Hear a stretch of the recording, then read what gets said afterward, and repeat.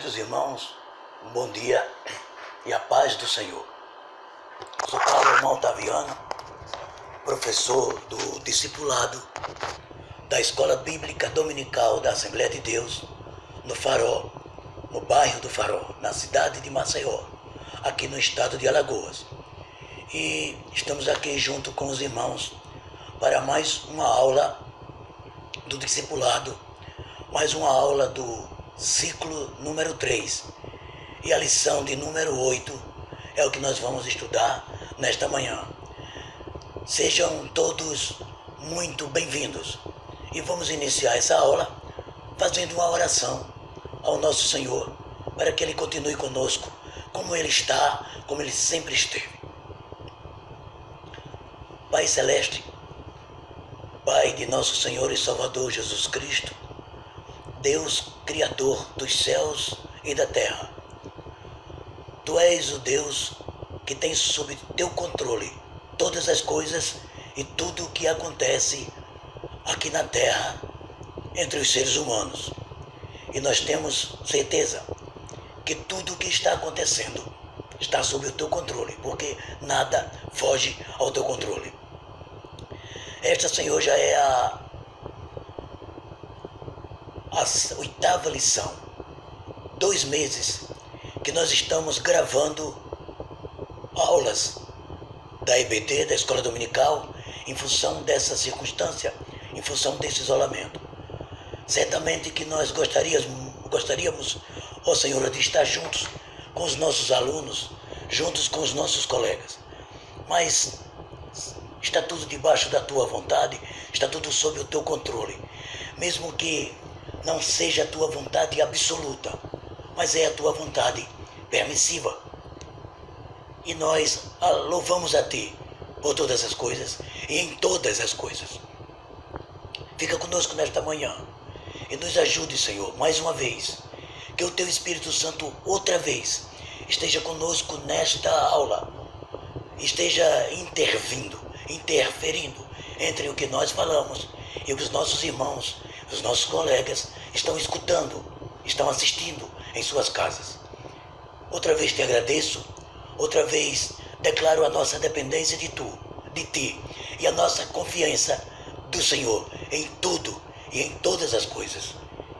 Nós não merecemos, Senhor, estar te pedindo alguma coisa.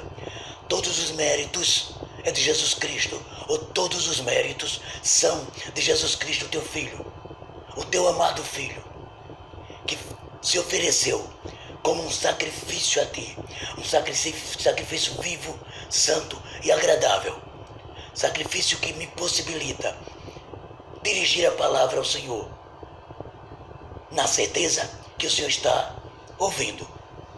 E é em nome de Jesus Cristo, Teu Filho, que agradecemos e pedimos, agora e sempre.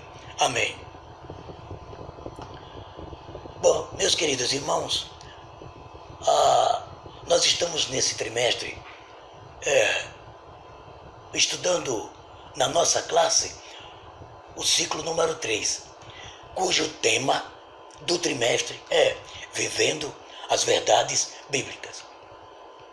Dentro deste tema, nós estudamos nas 2 últimas lições, a lição 6 e a lição 7, nós estudamos sobre a pessoa do Espírito Santo.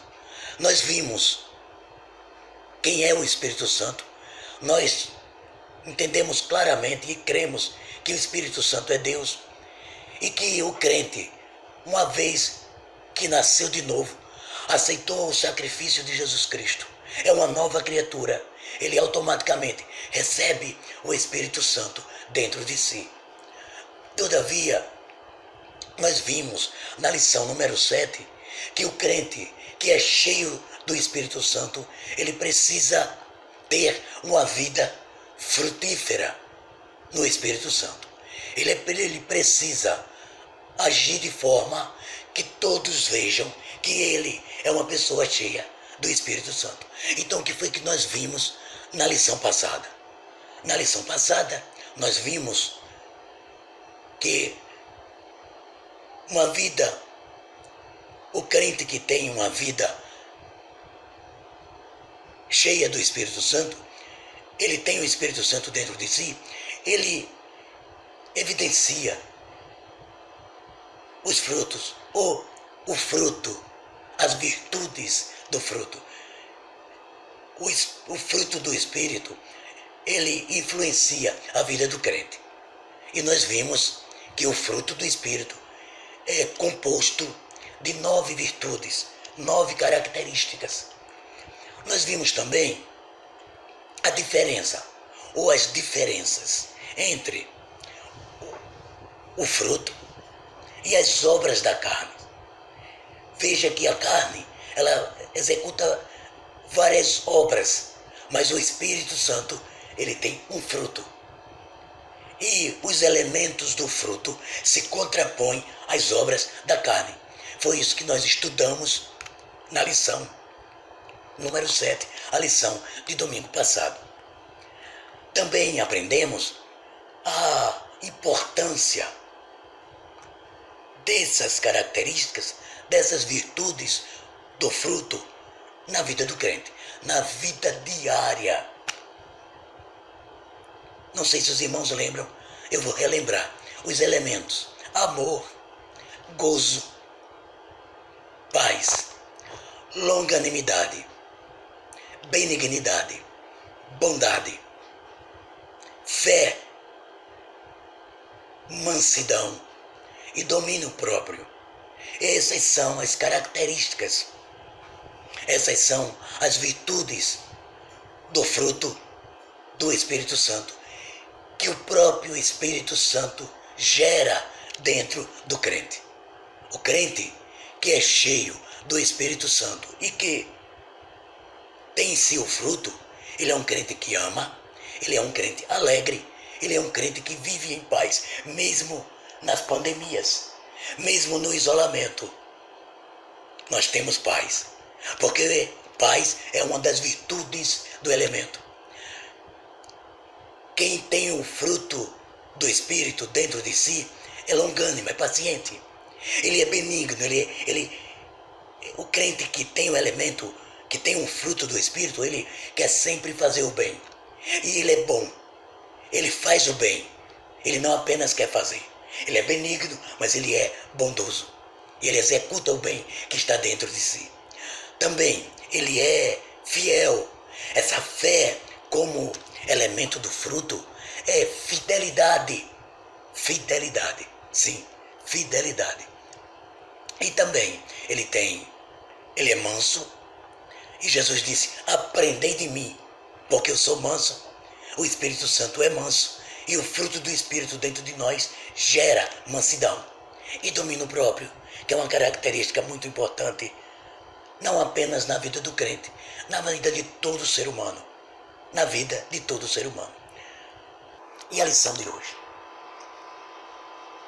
A lição de hoje, dentro das verdades bíblicas que nós estamos estudando, as verdades para o dia a dia, é uma lição muito importante, relacionando-se com a família, ou relacionamento familiar.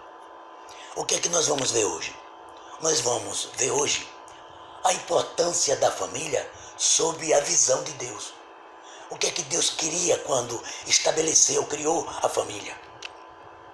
Nós vamos também ver qual é o papel do homem e o papel da mulher, tanto na sua casa, no seu lar, como na sociedade e principalmente na igreja. Na igreja. Também iremos explorar a importância do que a Bíblia diz, a perspectiva bíblica, para uma relação adequada entre pais e filhos, entre marido e mulher, entre pais e filhos. O texto base para a lição de hoje está na Epístola de Paulo aos Efésios, capítulo 5, 22 a 33, capítulo 6, 1 a 4. Vamos ler aqui na lição. Vós, mulheres, sujeitai-vos a vosso marido como ao Senhor, porque o marido é a cabeça da mulher, como também Cristo é a cabeça da igreja, sendo ele próprio o Salvador do corpo. De sorte que, assim como a igreja está sujeita a Cristo, assim também as mulheres, e sejam em tudo sujeitas aos seus maridos. Vós, maridos, amai as vossas mulheres, como também Cristo amou a igreja, a ponto de a si mesmo se entregar por ela, pela igreja, para santificá-la, purificando-a com a lavagem da água pela palavra, para apresentar a si mesmo igreja gloriosa, sem mácula, sem ruga, nem coisa semelhante, mas santa e irrepreensível. Assim devem os maridos amar a sua própria mulher como ao seu próprio corpo. Quem ama a sua mulher, ama a si mesmo. Porque nunca ninguém aborreceu a sua própria carne, antes a alimenta, a sustenta, como também o Senhor alimenta e sustenta a igreja, a sua igreja. Porque somos membros do seu corpo. Por isso, deixará o homem, o seu pai e a sua mãe, e se unirá à sua mulher, e serão dois, uma só carne. Grande é este mistério. Digo-o, porém, a respeito de Cristo e da igreja. Assim também, vós, cada um em particular, ame em particular. Está entendendo o que é em particular? A sua própria mulher, como a si mesmo. E a mulher, reverencie, honrem o seu marido. Efésios 6, 1-4. Vós, filhos, sede obedientes a vossos pais no Senhor, porque isto é justo. Honra teu pai e tua mãe, que é o primeiro mandamento com promessa, para que te vá bem e vivas muito tempo sobre a terra. E vós, pais, não provoqueis a ira a vossos filhos, mas criai-os na doutrina e a da admoestação do Senhor. Essa é a leitura base. E para a meditação, nós vamos para a primeira carta de Paulo aos Timóteos. Mas, se alguém não tem cuidado dos seus, principalmente dos de sua família, negou a fé e é pior do que o infiel. Vamos para a introdução? Vamos sim. Um dos maiores desafios do nosso dia é apresentar uma perspectiva bíblica sobre a relação familiar. Marido e mulher, pais e filhos. Hoje, pode crer, está muito difícil, mas é possível. Porque está dizendo que é um desafio. E desafio é uma coisa que pode ser alcançada, não é impossível. Por que isso? Porque tanto o pecado como as ideologias modernas visa desconstruir a família, que é o projeto de Deus, e tudo que Deus projetou para a família. O pecado e o pai do pecado, o gerador do pecado, só deseja desconstruir, acabar com as famílias. Mas, graças a Deus, louvado seja Deus, o Criador da família, que tem todo o interesse em que as famílias permaneçam firmes e que tenham um bom relacionamento. Muito bem. O primeiro tópico da lição é uma pergunta. O primeiro tópico da lição está perguntando: o que é família? O que é família? Vamos ver se a gente consegue definir o que é família. Nós colocamos aqui uma imagem de o que? De uma família. Uma família tradicional. Uma família que nós entendemos que é. Mas nós buscamos a resposta em dicionários. A lição traz a definição do Aurélio. Eu não gostei muito da definição do Aurélio, porque a definição do Aurélio, ele amplia os componentes da família. Eu tinha preparado uma aula um tempo atrás, uma palestra sobre família, e eu procurei um outro dicionário que disse isso aí. Família está muito simples, interessante, muito simples, muito prático, mas é uma definição muito interessante. É um grupo de pessoas ligadas por casamento, por filiação ou por adoção. Marido, mulher, família. Marido, mulher e filhos é família. Filhos biológicos ou adotados, mas que residem numa mesma casa. Filhos solteiros, com pai e mãe, numa mesma casa, pelo Aurélio, é família.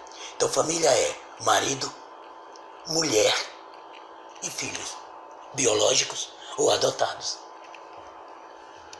Não é marido e marido, não é mulher e mulher, porque Deus no princípio fez macho e fêmea.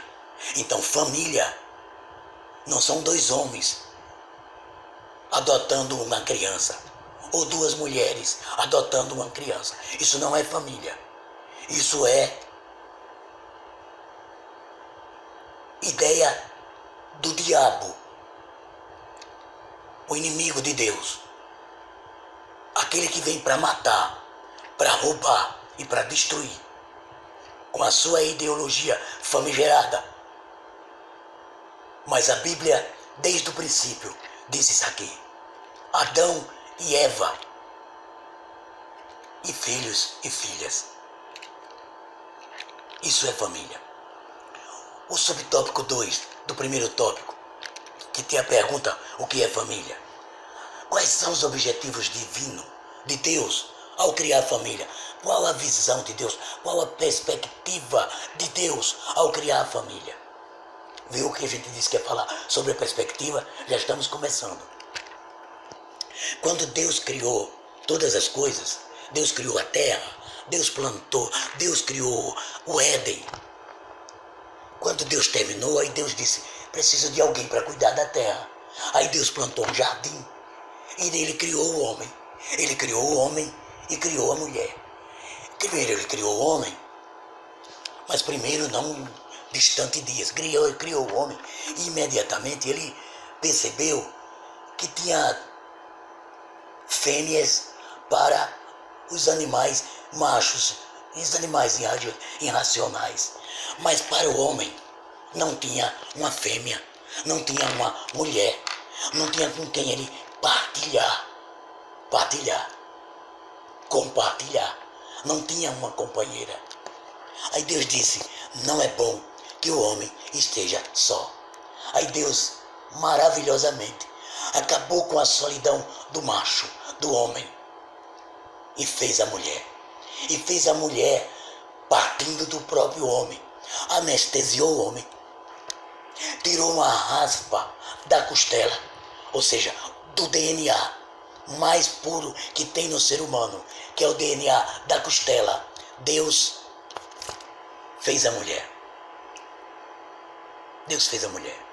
E a mulher foi criada como uma adjuntura, um complemento.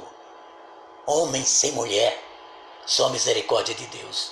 Mulher sem homem, só misericórdia. E nós sabemos que, a gente sabe, solteirões é realmente difícil de viver. Porque quando Deus fez no princípio, ele viu que o homem estava só e fez uma Eva, fez uma companheira, uma adjuntora para estar ao lado do homem. Mas Deus não queria apenas o Éden, o jardim e apenas Adão e Eva. Deus queria que todo o planeta fosse povoado. Aí então Deus disse para Adão e para Eva: multipliquem-se gerem filhos. Para que os filhos, para que haja uma perpetuação da espécie humana, para que o planeta seja povoado. A povoação do planeta. Multiplique-se, encham a terra. Será que é isso que diz Gênesis 1:28? Vamos lá. E Deus abençoou os dois. Abençoou Adão e Eva. Abençoou o homem e uma mulher. Isso é muito legal da gente ver. Porque está escrito na Bíblia, é o que nós cremos. Aí Deus disse: frutifiquem, multipliquem-se e encham a terra. E sujeitem a terra, dominem sobre peixes do mar, sobre as aves do céu, dos céus, sobre todo animal que se move sobre a terra. Essa era a perspectiva de Deus para Adão, para Eva. Que eles crescessem, multiplicassem, frutificassem e administrassem o planeta. Bom, mas todos nós sabemos que houve aquela questão do pecado. E em função do pecado a família foi destroçada. Mas o subtópico fala sobre a restauração da família. Para nós entendermos essa questão da restauração, que está aqui muito claro na lição, ou no comentário da lição, nós vamos voltar ao jardim. Vamos voltar ao princípio. Vamos voltar à criação de Deus. Depois que Deus fez o planeta, Deus fez do primeiro ao sexto dia, lembra? É que nós vimos isso uma vez, está na Bíblia. Do primeiro ao sexto dia, ele fez toda a criação. Planeta, mares, lua, sol, tudo. Aí ele começou a fazer seres. Ele fez os peixes do mar. Ele fez as aves do céu, os animais. E aí ele fez o homem e a mulher. Plantou o jardim, colocou o homem e a mulher. E aí vejam que existia harmonia. Ali você tem o homem, a mulher, a representação de Deus que descia toda a viração da tarde para conversar com o homem, para saber como estava o leão, para saber que nome Adão deu para o hipopótamo, para saber que nome Deus deu ao rinoceronte. E assim aconteceu. Era assim o princípio. Um princípio de paz, de comunhão entre Deus e o homem. Mas aí entrou no circuito a serpente. E a serpente mostrou ao homem e mostrou à mulher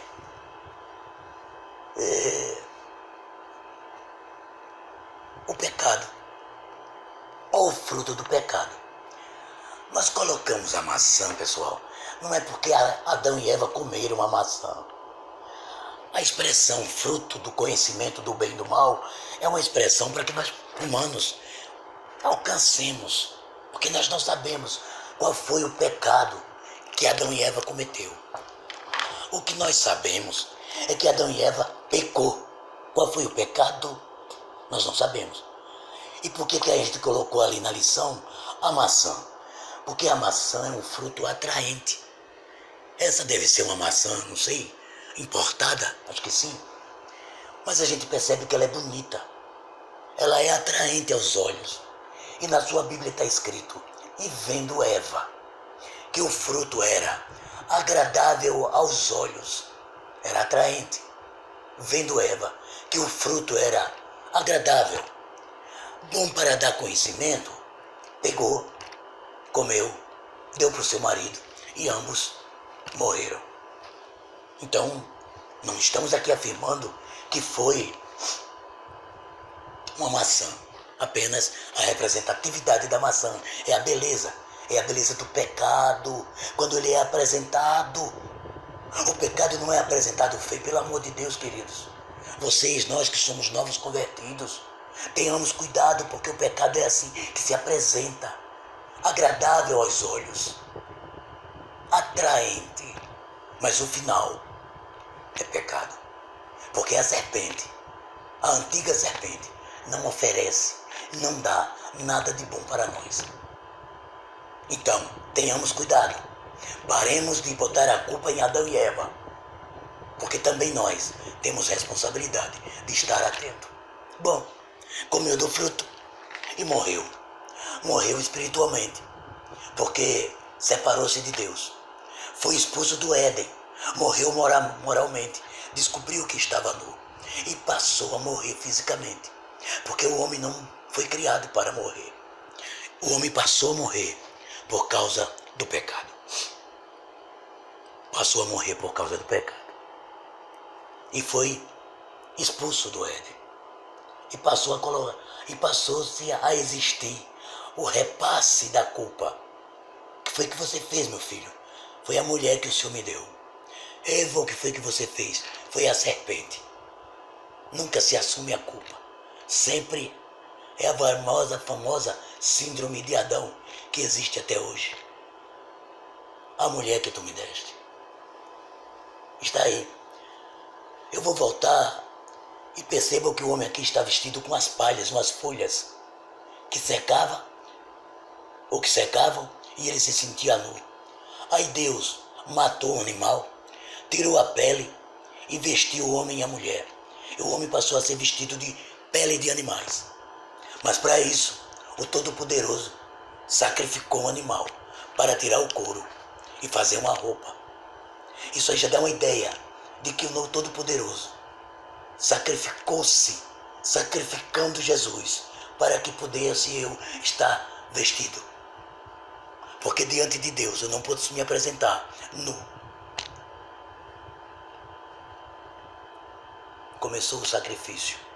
Está aí uma representação do sacrifício de Cristo.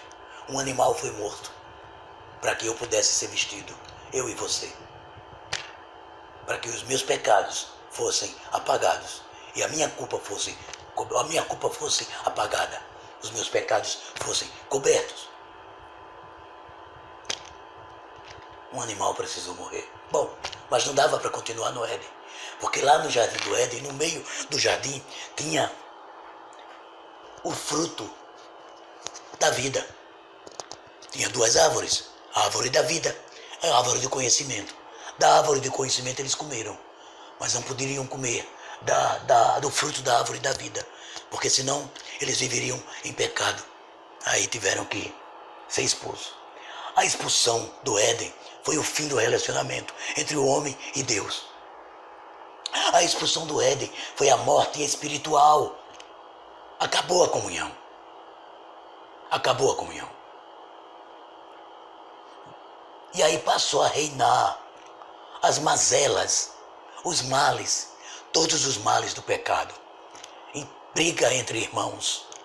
Nós sabemos que a primeira confusão foi de Caim e Abel, fatidicamente terminado com a morte de Abel, por inveja.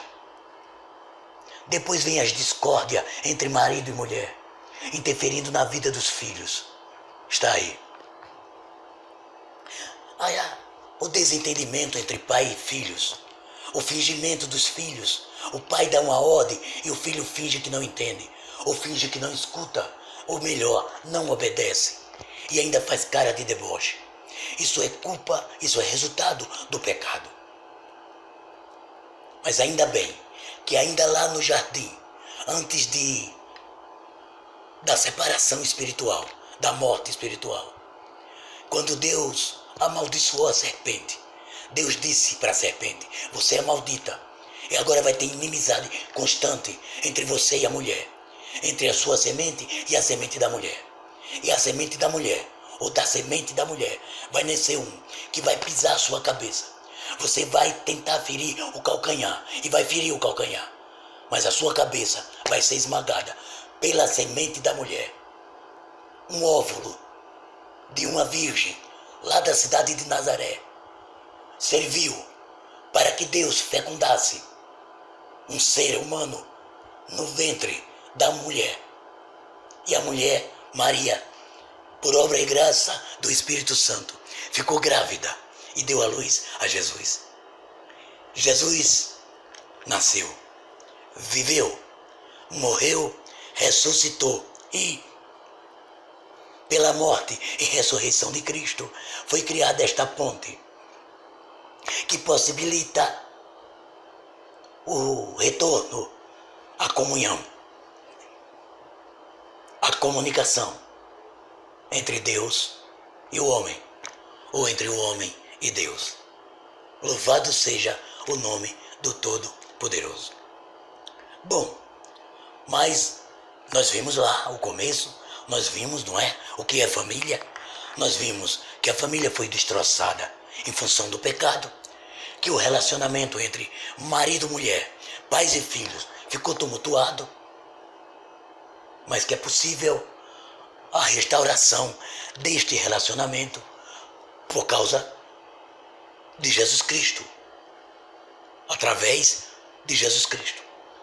Aceitando a Jesus Cristo, a gente pode ter essa restauração. Mas vamos ao segundo tópico da lição. Vou pedir licença para beber um pouco de água. Água com limão, pessoal. Se você quiser fazer em casa, faça. Todos os dias eu espremo um limão em 1 litro com água. E tomo durante o dia. E vou tomando. Isso é muito interessante. Principalmente neste momento que a gente está vivendo essa questão de gripes, de vírus e etc. Mas vamos lá. Vamos para relacionamento conjugal. Não é uma coisa fácil se não houvesse o pecado. Mas com o pecado é uma coisa muito difícil, relacionamento conjugal. Por que é difícil? Porque nós vamos primeiro ver o que é relacionamento conjugal. Ou então vamos primeiro ver o que é relacionamento. Relacionamento, pessoal, não sei se dá para vocês lerem aí, mas eu vou dizer. É o ato ou efeito de se relacionar. Relacionamento é a capacidade, em maior ou menor grau, de conviver, de comunicar uns com os outros, de se comunicar uns com os outros. É uma ligação de amizade. É uma ligação de amizade afetiva e condicionada por uma série de atitudes recíprocas. É uma conexão, é uma ligação. Eu gostei muito dessa parte da definição que diz ligação de amizade efetiva que sofre uma condição, que é condicionada a atitudes recíprocas. Se eu quero ser respeitado pela minha esposa, eu preciso respeitá-la. Se eu quero ser respeitado pelos meus filhos, eu preciso respeitar. Eu não posso gerar ira, desconforto ao meu filho. Certamente relacionamento não é uma coisa fácil, mas é possível. Relacionamento. Agora, relacionamento conjugal é aquilo tudo de uma forma mais voltada para marido e mulher. É a interação entre marido e mulher. Essa interação, ela é composta, como eu falei, de direitos e de deveres entre o casal, para que se possa viver harmoniosamente. Certamente que isso não é fácil, mas é possível. Quais são os deveres entre marido e mulher? São aqueles deveres observados, por exemplo, na esfera da vida e que é dito, que é recitado na hora do casamento. Na saúde, na doença, na alegria, na tristeza, na fartura e na escassez. Isso são deveres de marido e mulheres. Não é só da mulher e nem é só do marido. Porque se você brincar na fartura e na escassez, parece que é só da mulher. É dos dois. Marido e mulher têm que viver bem como prometeram quando assumiram o compromisso, a responsabilidade de passarem a viver juntos até que a morte os separe. Difícil, né? Mas está escrito, né? O que Deus uniu, não separe o homem. Tem um monte de desculpa, a modernidade tem mostrado um monte de desculpa, criado um monte de desculpa, até entre o mundo cristão, tanto principalmente o cristão protestante, principalmente, o divórcio é aceitado, está sendo aceito com muita facilidade. Oh, mas vamos para relacionamento conjugal. Vamos para relacionamento. Bom, ainda dentro do segundo tópico sobre o relacionamento conjugal, vamos ver os deveres da mulher. Não porque eles sejam mais exigíveis, porque senão, é porque está na lição, é porque está no texto aqui, lembra? Começa o versículo com vós mulheres, só por isso, mas poderia ser também vós maridos. E eu vou dizer uma coisa daqui a pouco, que os maridos vão se preocupar. Vamos lá. Os deveres da mulher. Bom, está na lição e nós colocamos aqui a mulher virtuosa. Como é a mulher virtuosa? A mulher virtuosa é aquela que o seu valor excede ao rubi. Mas como é ela? O provérbio diz, a mulher virtuosa, segundo o provérbio, ela é uma mulher que cuida do marido. Meu Deus, ela cuida dos filhos, ela cuida da casa. Ainda dizem que a mulher é fraca. O marido trabalha, o marido sai de casa de manhã. Aliás, o marido acorda de manhã. Muito mal toma banho, escova os dentes, troca de roupa. Muito mal cuida de si, porque eu nunca vi, não ser muito chegado. Mas quando ele chega na mesa, o café está pronto. A mesa está colocada. Às vezes, quando ele sai do banheiro, está na cama a roupa que ele vai trabalhar, o sapato que ele vai calçar. Meu Deus do céu. Tem marido que não entende isso. Ou finge. Ou não quer entender. Se os filhos estão na idade escolar, tem que cuidar dos filhos. Preparar a bolsa de escola, ver se está tudo lá. Preparar lanche, dar o café. Só depois, muitas vezes, só depois é que ela vai cuidar de si. Isso é o que a mulher faz no dia a dia. Depois que ela acaba com essa tarefa, ela vai cuidar de quê? Ela vai descansar? Não, ela vai cuidar da casa. Depois ela vai fazer comida. Depois que ela vai fazer comida, que ela cuida da casa, aí ela vai se preparar, porque daqui a pouco chegam os filhos da escola. Tem que dar almoço para os filhos. Chega o marido do trabalho, tem que dar o almoço, e o almoço tem que estar pronto, porque o marido volta para o trabalho. Ainda dizem que a mulher é o sexo frágil. Ô marido, por favor. Ô filhos, tenham piedade da sua mãe. E aí vem uma coisa que eu sei que muita gente não vai gostar. A mulher ainda tem que trabalhar fora. Era essa a perspectiva de Deus. Era isso que Deus queria para a família. Quando Deus criou a família tradicional, marido, mulher e filhos, marido é para ser uma disjuntora. Oh, desculpem, esposa, mulher é para ser uma disjuntora. Mulher é para estar ao lado, mas mulher é para trabalhar fora. Depois de tudo isso que faz, eu não entendo isso. Eu não entendo. Mas criaram as necessidades extras que a mulher tem que estar fora trabalhando. Bom, vamos para os deveres dos homens, porque essa é a moral da lição. Bom, vós maridos, vivam igualmente a vida comum do lar. Vivam com discernimento. Tenham consideração pela sua mulher. A mulher, ela está dita na Bíblia como parte mais frágil. Não é porque ela seja mais fraca. É a estrutura física da mulher. É isso que Deus está dizendo. E apesar disso, meu Deus, como a mulher trabalha. Trate a mulher com dignidade. Está escrito. Porque sois, você, homem, juntamente com a sua mulher, vocês são herdeiros da graça da vida.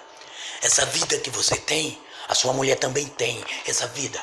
Essa graça eu ia colocando com letra maiúscula, que eu pensei que era a graça de Deus, Jesus Cristo. Não, essa graça é a graça do dom da vida. Nós somos herdeiros junto com a mulher. Então nós temos que discernir bem e ter cuidado com a nossa esposa, com a nossa mulher. Porque tendo cuidado, as orações não são interrompidas. Bom, Eu sei que alguém está dizendo, mas tem mulher que não tem cuidado do marido. É muito raro. É muito raro. A maioria das mulheres. Essa daqui da frente, ó. Essa aqui, cuida, cuida, cuida. Por isso que não é dito para a mulher que a mulher trate bem o marido, porque a mulher já trata. Mas é dito para o homem, trate bem, considere bem a sua mulher, porque os homens são tendentes a não verem, a não olharem, a não perceberem o valor que tem a mulher que está ao seu lado. Infelizmente. Isso é amar a mulher. Amar a mulher como?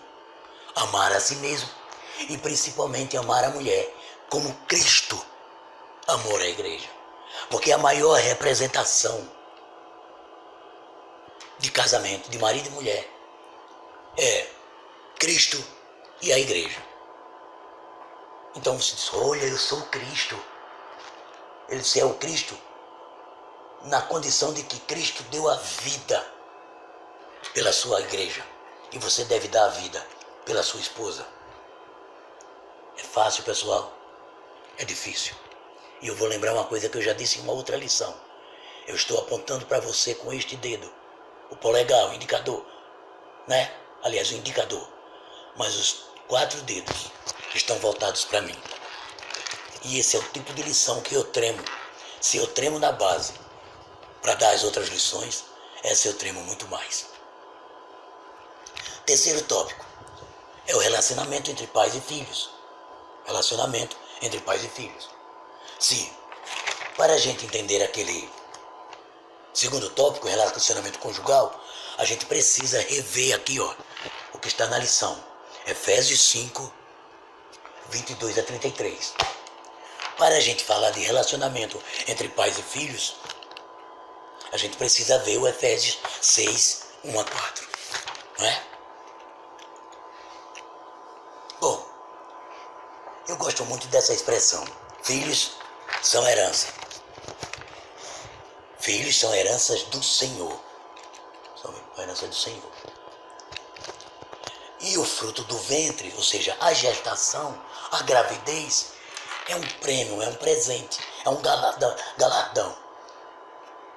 Eu gosto muito dessa expressão porque um dia eu precisei preparar uma palestra que eu tenho sobre relacionamento familiar e ao coração, ou melhor, desculpem, uma palestra sobre a Bíblia e a criação de filhos, e veio ao meu coração este verso do Salmo 127. E eu confesso a vocês que eu descobri rápido que era herança e depois também galardão, mas foi difícil para mim eu entender isso aí aplicado a filhos. Mas eu orei e o Espírito Santo me explicou. Herança é algo que você recebe de alguém que deixou para você, de um doador. Alguém fez uma doação para você enquanto vivo e deixou uma herança. Só que essa herança você só pode usufruir quando o doador morre. Os filhos são herança do Senhor. Os filhos são herança que Deus dá a você. Oh, que legal, que bom. Mas eles são do Senhor. Você só tem direito ao filho quando o doador, quando o Senhor Deus, Senhor com letra maiúscula, morrer. Aí eu pergunto para você, Deus morre? Deus morre? Não. Obrigado pela resposta. Eu sabia que você ia dizer não. Então o filho não é seu. Os filhos são sempre de Deus. Eu tenho 3 filhos. Então quando alguém olha para mim e diz, o Carlomã tem 3 filhos. Aí vai dizer assim, o Carlomã não é estéril. A Sônia, a esposa do Carlomã, tem 3 filhos. Ela é uma mulher fértil. É um casal fértil. 3 filhos. São galardões, prêmios, presentes. Agora filhos são herança. E herança das quais um dia eu vou prestar conta a Deus. Eu respondi antes de perguntar o que é uma herança, mas eu já respondi. Herança é algo que alguém deixa para você. É um presente, é um dote, mas você só herda Você só tem direito à herança quando o doador morre. Deus não morre. O presente, o filho não é seu. O filho é de Deus. Eu devia ter colocado aquela pergunta ali em vermelho. Você já se perguntou como você está cuidando da herança que Deus confiou a você? Isso porque nós estamos falando de relacionamento entre pais e filhos. E pais precisam ter sabedoria em como tratar os filhos. Vós, pais, não provoqueis a ira a vossos filhos. Criem os filhos na doutrina, no ensino, no aconselhamento de Deus, conforme o Todo-Poderoso orientou ao seu povo quando ainda estava no deserto. Ensina o menino no caminho. Ensina no caminho, enquanto está caminhando. Não provoque a ira no seu filho. Ensinar não é só ler, contar a história da Bíblia. Doutrinar é dar exemplo. É importante ensinar, mas é importante dar exemplo. É importante ensinar os filhos a terem decisões de acordo com aquilo que eu faço. Dar exemplo. Dar exemplo, ensinar pelo exemplo, é ensinar com sabedoria. É tratar os filhos com sabedoria. Dar uma demonstração de exemplo. Se você não costuma orar, como é que seu filho vai orar? Se você não lê a Bíblia, se você não ensina a seu filho, se você não sabe, meu Pai eterno, meu Pai celeste, se você não sabe a história do Gênesis, se você não sabe que o homem foi criado no 6º dia, como é que você vai dizer ao seu filho?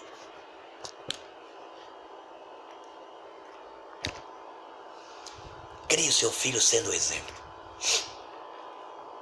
Muito bem.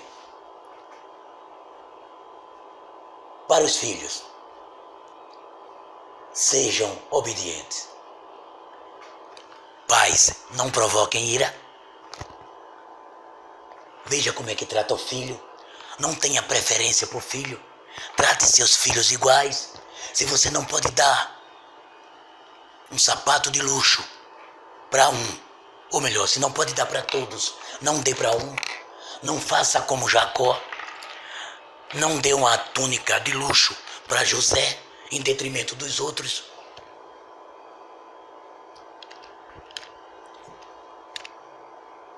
Para que não seja provocada a ira nos outros. Mas filhos, sejam obedientes aos seus pais. Honre seu pai. Eu fui criado pela minha mãe. Meu pai, não quero falar, mas eu fui criado pela minha mãe. A minha mãe trabalhou duro para que eu chegasse onde eu estou. A minha mãe foi dura no ensino também. Apanhei. Não tenho nenhum trauma disso. Não tenho. Eu passei pela vara da criança e do adolescente. Aquela vara que as pessoas da minha idade conhecem. Mas minha mãe nunca me disse que eu não honrasse o meu pai. A minha mãe sempre me ensinou. A minha mãe não era nenhuma douta, mas a minha mãe era crente. A minha mãe conhecia a palavra. Pelo menos na Bíblia ela era. E ela dizia: meu filho, honre seu pai. Porque honrar é necessário. Obedecer e honrar os pais é necessário. Por quê? Porque é uma promessa. Existe uma promessa nessa ordem. Honrar pai e mãe para ser abençoado, para que os dias sejam acrescentados. Outra coisa, se eu honro meu pai e a minha mãe, hoje eu sou honrado pelos meus 3 filhos. Porque existe uma lei chamada lei da semeadura. Tudo que o homem plantar, tudo que ele plantar, ele colhe. Esta é a promessa. Se você respeitar o seu pai e a sua mãe, você terá uma vida longa e abençoada e cheia de bênção. É o Efésios 6 e 3, na Bíblia Viva, que dá desta forma que eu acho muito legal. Então, o pai tem que tratar o filho sem provocar ira, e os filhos têm que obedecer e honrar o pai, independente de como o pai e a mãe são. Tem pais que bebem, tem pais que não aguentam, não se controlam, são ignorantes, mas são pai. Você tem que honrar, você tem que respeitar e pedir a Deus que mude o seu pai. E Deus é poderoso para mudar. É o que nós estudamos hoje, dentro do projeto de Deus para a família. Nós estudamos o que é família, nós vimos por que Deus criou a família, por que Deus criou marido, mulher e filhos, qual era a perspectiva divina na criação. Nós vimos que a família foi deturpada, foi desestruturada por causa do pecado, mas nós vimos também que Deus, por sua extrema bondade e grandiosíssima misericórdia, possibilitou a restauração tanto do casal como dos filhos, a restauração da família, que é importante para que tenhamos sociedade estabilizada, tranquila, igrejas e famílias abençoadas. Já disse alguém, e nós íamos dizer no começo e eu esqueci, família é a célula máter da sociedade. Família é a célula máter da igreja. Família, igreja, sociedade. Quando isso aí está bem estruturado, quando as famílias da igreja são bem estruturadas, a igreja é bem estruturada, igrejas nominais bem estruturadas, sociedade bem estruturada. Se a sociedade brasileira fosse toda formada por igrejas, independente da denominação,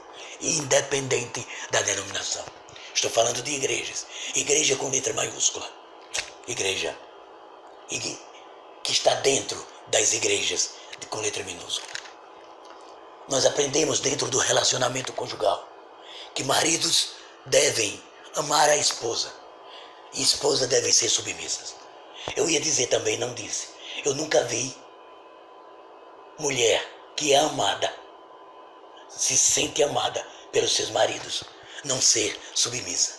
Mulher tem prazer de ser submissa.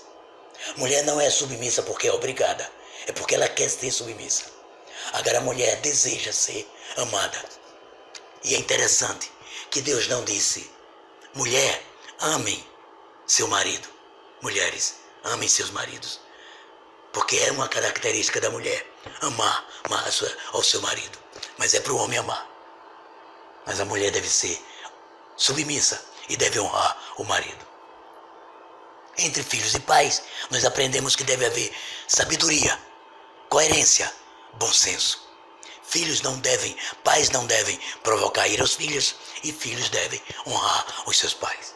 E essa foi a nossa lição 8, essa lição sobre relacionamento entre família, entre as famílias, entre pais, filhos, marido, mulheres. E no próximo domingo, nós teremos a lição número 9. Falamos outra vez sobre a questão dentro das verdades bíblicas, sobre relacionamento, e dessa vez o relacionamento relacionando-se com os estudos. Como nós, cristãos, podemos nos relacionar no ambiente acadêmico. É a lição do próximo domingo. Que Deus abençoe a todos nós. Que Deus abençoe vocês. E como costumo dizer, sempre termino a aula esperançoso de, no próximo domingo, já estarmos juntos. Mas se não estivermos, vamos continuar orando, confiando em Deus e crendo que essa nuvem vai passar e que nós sairemos desta provação aperfeiçoado, porque Deus permite que passemos por provações para que sejamos purificados, assim como o ourival purifica o ouro pelo fogo. Nós estamos passando por esse fogo, para no final ser purificado. Eu creio nisso. E se alguém for atingido e não resistir, precisamos entender que tudo está debaixo, está sujeito à vontade de Deus. Às vezes vontade absoluta e às vezes vontade permissiva, mas vontade de Deus. Pai eterno, terminamos esta aula sobre relacionamento familiar. Uma coisa que não é muito fácil, Senhor. Não porque o Senhor tenha feito difícil, mas porque o pecado tornou relacionamento, convivência, interação, uma coisa muito difícil entre os seres humanos. Mas eu encerro esta aula te fazendo um pedido muito especial pelas famílias. Pelas famílias.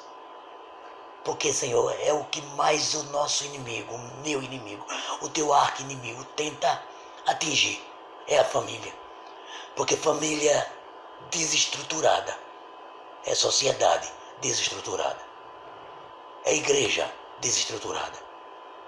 Mas Deus, abençoe as nossas famílias, tenha misericórdia de nós, perdoa as nossas falhas, perdoa as nossas dificuldades de se entender. Abençoa os maridos, para que sejam compreensivos e que amem as suas mulheres.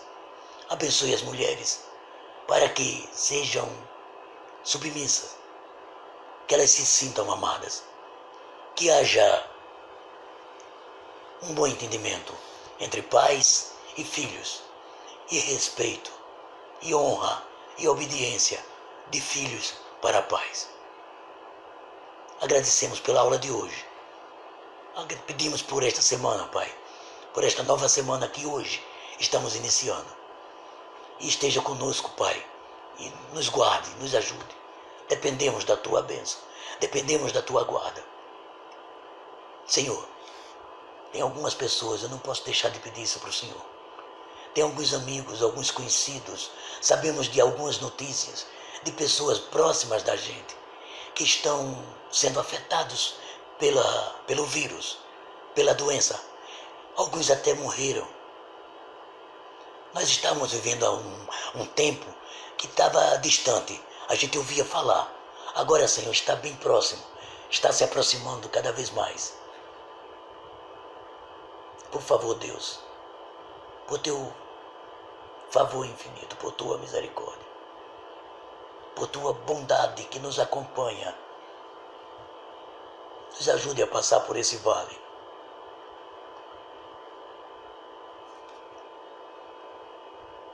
Não nos deixe, Senhor, por favor. É um pedido de filho, Senhor. Eu sei.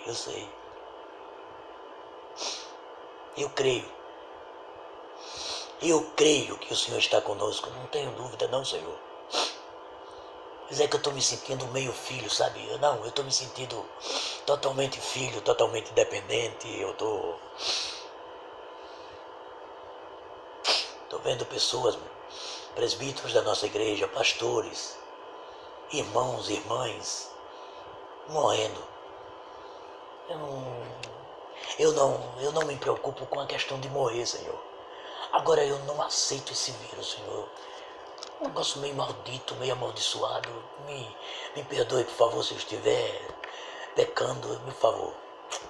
Mas tá bom, Senhor. Eu sei que o Senhor está com a gente. Eu agradeço. Eu compreendo. Eu sei que o Senhor está conosco. O Senhor está passando pelo vale conosco. Sempre foi assim. Muito obrigado. Em nome de Jesus eu agradeço.